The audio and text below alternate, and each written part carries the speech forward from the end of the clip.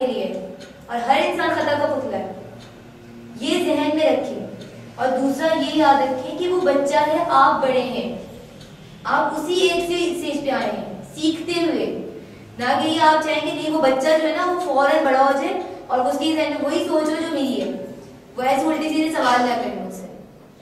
बच्चे सवाल करेंगे, बच्चों का कॉन्फिडेंस बिल्ड होगा। जो बच्चा सवाल नहीं करेगा समझ जाओ उसमें कॉन्फिडेंस ही नहीं है। और जो बच्चे सवाल करते हैं सबसे ज्यादा शार्प बच्चे वही होते हैं और सबसे ज्यादा सख्ती उन्हीं पे की जाती है, सबसे ज्यादा डांट उन्हीं को पड़ती है, सबसे ज्यादा मार भी वही खाते हैं। तुम बहुत बोलते हो, खामोश हो जाओ, सबसे पहले उनको इसी बात कह के चुप करा दिया जाता है। जब सेल्फ कॉन्फिडेंस ही नहीं होगा बच्चा आगे जिंदगी में बढ़ ही नहीं सकता। उसको बहुत सारी बातें पता होंगी, वो जवाब नहीं दे सकता। जब जवाब नहीं दे सकता तो समझ जाए वो पीछे चला गया। जब बच्चे का कॉन्फिडेंस का ग्राफ ऊपर जा रहा होता है हम उसको डांट के वहीं से नीचे जीरो पे जाते हैं, फिर वो आहिस्ता आहिस्ता बढ़ाना शुरू करता है, फिर यहाँ पे डांट पड़ी और वो वापस नीचे। तो बच्चों को ना पुशअप करें कि हाँ आपने अच्छा काम किया, लेकिन हर जगह हर बात नहीं की जाती बेटा।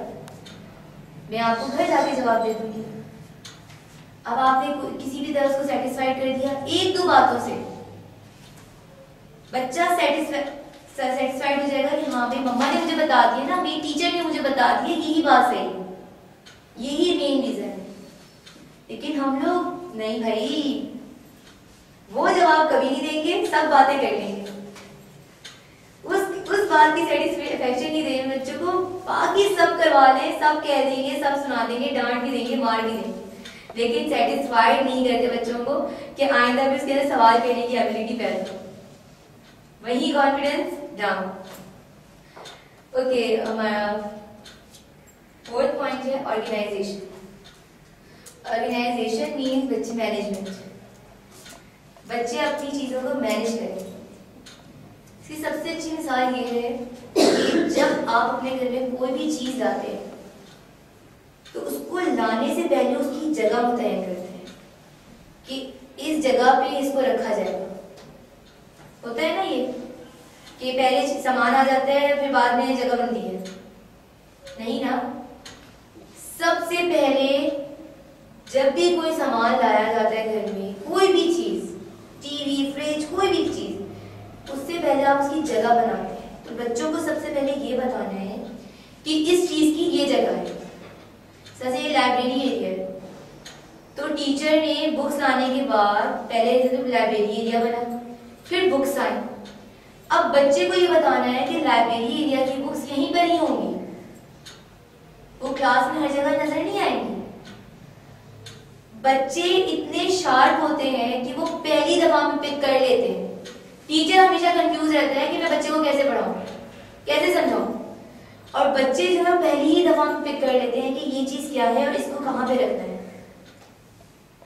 तो उसको अपनी क्लास को ऑर्गेनाइज करना आ जाए, उसको अपने रूम को ऑर्गेनाइज करना आ जाए, उसकी हर चीज उसकी प्रॉपर प्लेस पर हो, बुक्स उसकी टेबल पर हो, बैग उसका टेबल पे हो, शूज उसके साइड पे हो, उसका बेड साफ सुथरा हो, उसके कपड़े कबर्ड में हो।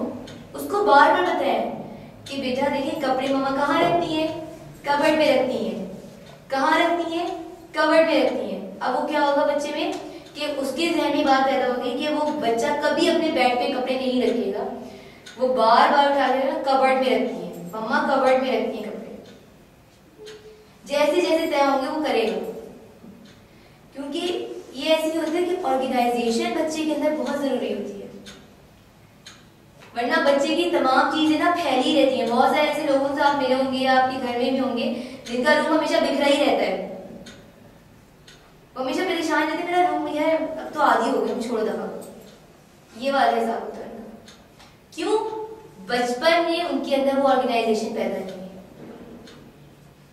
वो इधर की चीज वहां पर उन्होंने देखी, उसकी चीज वहां देखी, मामा को चीखते हुए देखा, टीचर को भी डांटते हुए देखा, बस उन्होंने कहा ये वहां वो वहां, बस ऐसे गए, शूज वहां पे का वहां पे का।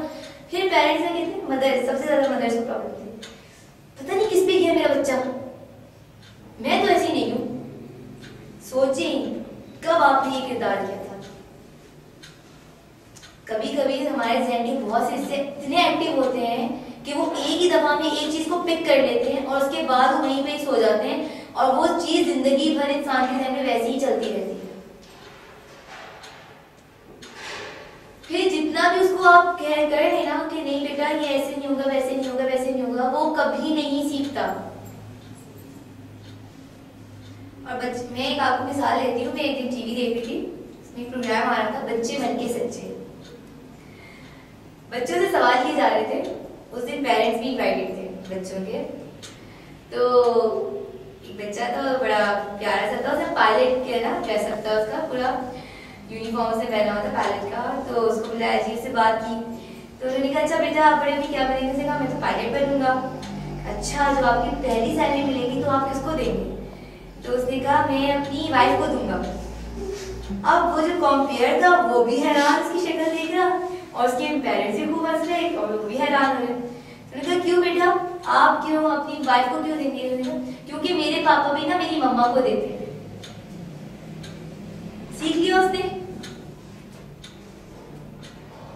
अब उसने देखा, उसने सीख लिया कि मेरे फादर मेरी मदर को देते हैं तो मैं भी जब मुझे तनख्वाह मिलेगी तो मैं अपनी तनख्वाह अपनी वाइफ को दूंगा, मैं अपनी मदर को नहीं दूंगा।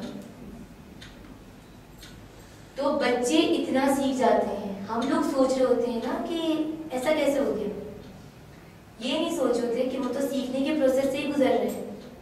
वो जो अभी सीखेंगे आइंदा अपनी जिंदगी में अप्लाई करेंगे।